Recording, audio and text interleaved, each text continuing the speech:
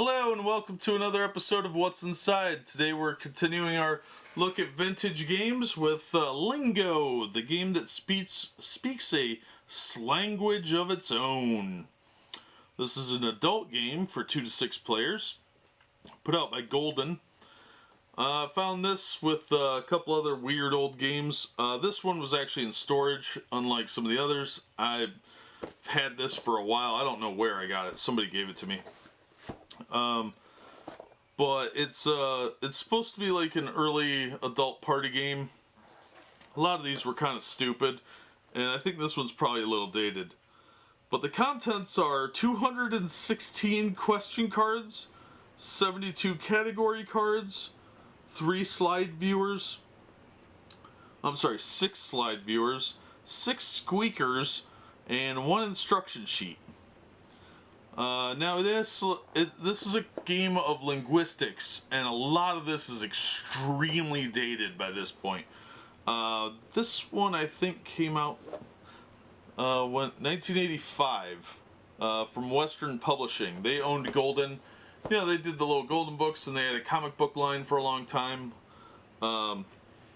So let's open this up, see what we got, and laugh at the 80s. This one is supposed to be complete, so we'll see what we got here. There's the instructions. Just gives you kind of an overview of how to play. It's not real long. It's just one sheet of paper folded in half. And there's not a lot here. There's different category descriptions. Yeah, it's the player who deals the cards is called the Grand Inquisitor, which is just dumb. This is a lot of pre-internet humor, so yeah, this is kind of its own meme. So we've got Lingo Sheets here. These are the what you insert the cards into, and there's 6 of them, as I said earlier. So there's that, and then there's these are the squeakers it was talking about. And that has some, sounds like mice doing adult things together. There's 6 of these. They say lingo on them, and they're just little noise makers.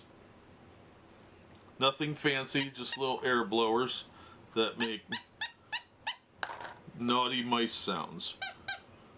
So these are fairly cheap plastic, because plastic comes in all varieties. Older plastic is the worst because it was a lot more primitive.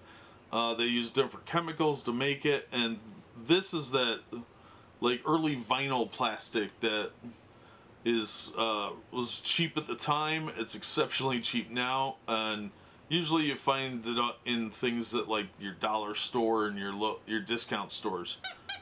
So these will probably be broken, or at least a few of them will be. But you know, if you're playing teams, it's not that big of a deal.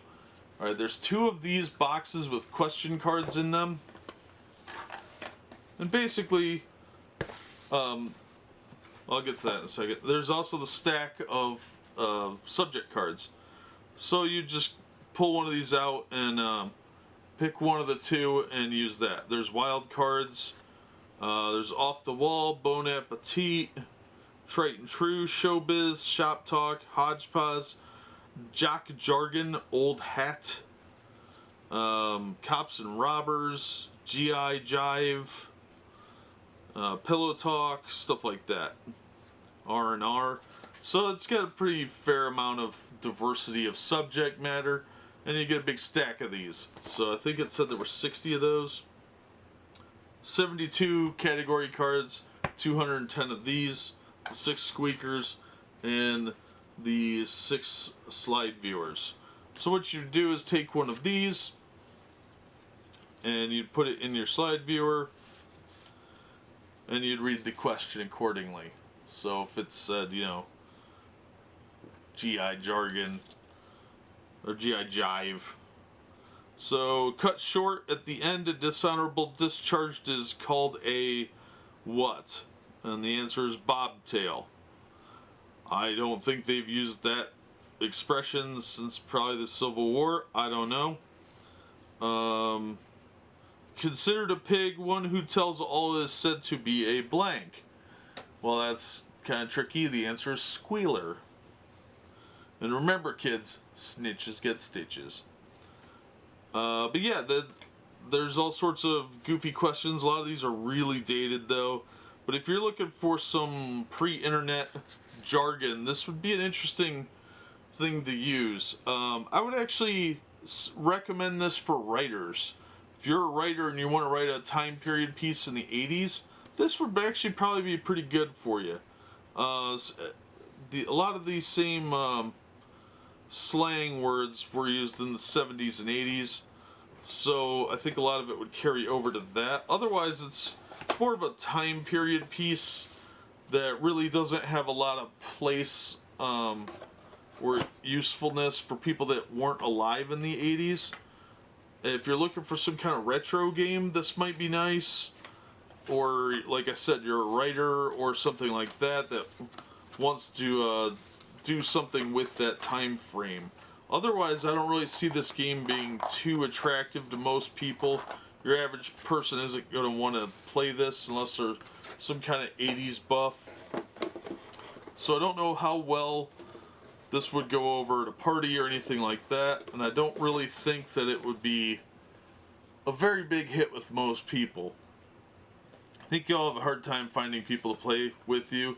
Might be some hipster kids, retro kids that are into this, but and old people that were alive in the 80s and 70s that would know this stuff. But beyond that, I think this is more of a period piece that is past its prime, past its time, that is more for collectors and people that are into that time frame. Otherwise, this is that's what's in the box. I don't know what else to say about it. It's a dated game, but it might have its nostalgic value or something like that. There are people that will want to play this. There's just going to be kind of hard to find. There's not going to be many of them. But that's Lingo, the game that speaks a slanguage of its own. From Golden. It's an interesting one to have in your collection.